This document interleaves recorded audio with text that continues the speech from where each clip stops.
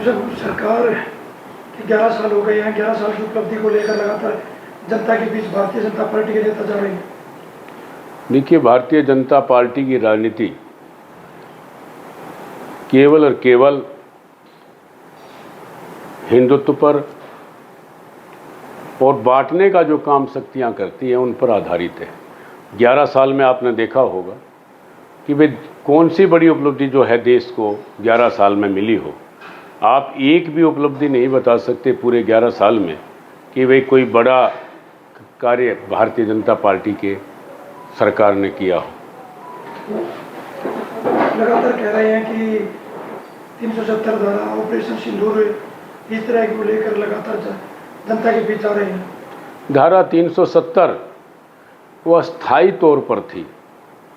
उसमें साफ लिखा था जब देश विभाजन के बाद भारत सरकार का गठन हुआ, क्या कारण रहे होंगे उस समय, उन कारणों को देखते हुए धारा 370 लगाई थी अस्थायी तौर पे। उसमें साफ लिखा है स्थायी तौर पे इसको लागू किया जाए और जब जरूरत पड़ेगी इसको हटा लिया जाएगा।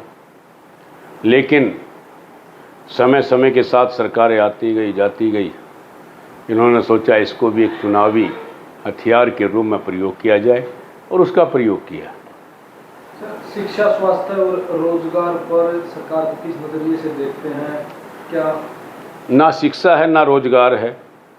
आप अपने सोनीपत की ही व्यवस्था देख सकते हैं। आज सोनीपत दिल्ली से सटा हुआ शहर है, विकसित शहर है, लेकिन स्वास्थ्य से संबंधित कोई भी ऐसा बड़ा हॉस्पिटल आज भी सोनीपत में नहीं है कि हमें दिल्ली ना जाना पड़े, रोहतक ना जाना पड़े, कानपुर ना जाना पड़े। लेकिन आप देख सकते हैं, आप बुद्धिजीवी हैं, पत्रकार समाज का दर्पण है।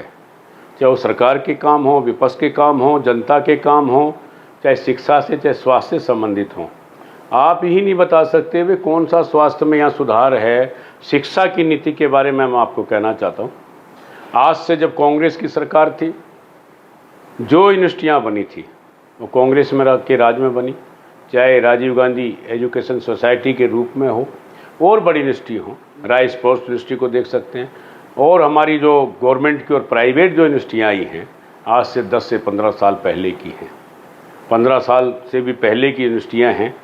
जब हरियाणा में कांग्रेस की सरकार थी, माननीय चौधरी भूपेंद्र हुड्डा जी के टाइम में सोनीपत को शिक्षा का हब बनाने का काम कांग्रेस की सरकार ने किया है। मैं कह सकता हूँ, आप मेरा क्षेत्र सोनीपत दिल्ली बॉर्डर से लेके जींद का दूर तक का क्षेत्र 9 विधानसभाएं हैं। जींद में यूनिवर्सिटी किसने बनाई?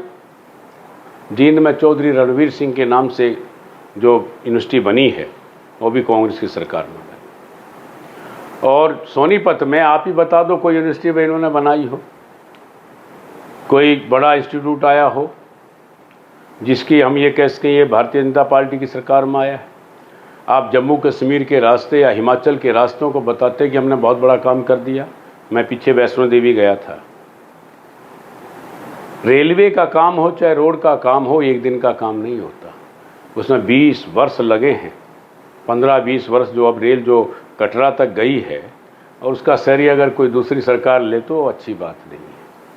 माननीय मनमोहन जी की टाइम में जो कांग्रेस की सरकार थी उस समय उसका शिलान्यास हुआ, काम पूरा हो गया था। जब मोदी जी देश के प्रधानमंत्री बने तो झंडी दिखाने का काम किया था, आप सब जानते हैं। आज जो रोड बन रहे हैं वहाँ 20-20 वर्ष हो गए। ठीक है, काम मैं किसी सरकार की आलोचना नहीं करता, ना मेरा नेचर है। गडकरी जी जो भारत सरकार में परिवहन रोड मंत्री हैं, वास्तव में उन्होंने काम अच्छा किया है कि अच्छे को अच्छा बताना चाहिए। लेकिन आप ये बताओ भाई, शिक्षा के क्षेत्र में, स्वास्थ्य के क्षेत्र में, रोजगार के क्षेत्र में कौन सी बड़ी उपलब्धि है?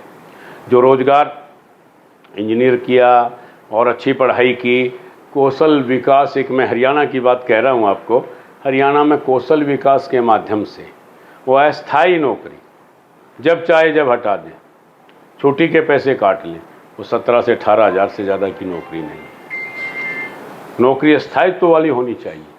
आपने मिलिट्री में देखा होगा 3 साल और 4 साल की सेवा अग्निवीर के रूप में, क्या 4 साल के बाद कहीं न कहीं वो खाली घूमेंगे?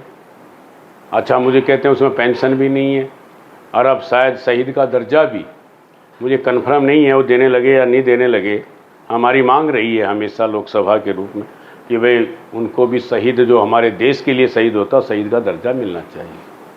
अब वो 4 साल की नौकरी में 1 साल की ट्रेनिंग पर 3 साल की नौकरी, वो आके क्या करेगा? या तो जो भारतीय जनता पार्टी के बड़े बड़े नेता कहते हैं बैंक में चौकीदारा, किसी कंपनी में गार्ड के रूप में, यही काम है।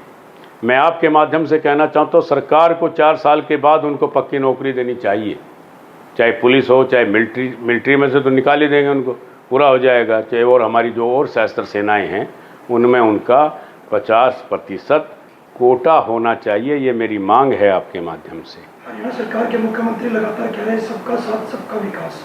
सबका साथ सबका विकास हो तो रहा, आप देख रहे हैं हरियाणा में रोज औसत कम से कम 5 से 10 मर्डर रोज हरियाणा में हो रहे हैं। सरेआम गोलियों से भुना जा रहा है, राह चलते व्यक्ति को गोली मार दी जाती है। आज कानून व्यवस्था हरियाणा में धराशायी हो चुकी है। आप अपने सोनीपत से देख लें और आगे देख लें, किसी भी क्षेत्र में चले जाएं, आप अखबार के माध्यम से और आपके माध्यम से ही पता लगता है कि आज यहाँ मर्डर हो गया, आज यहाँ मर्डर हो गया, आज यहाँ मर्डर हो गया, यहाँ आज छीना झपटी हो गई, अपहरण हो गया। तो ये बहुत कानून व्यवस्था इस समय यहाँ की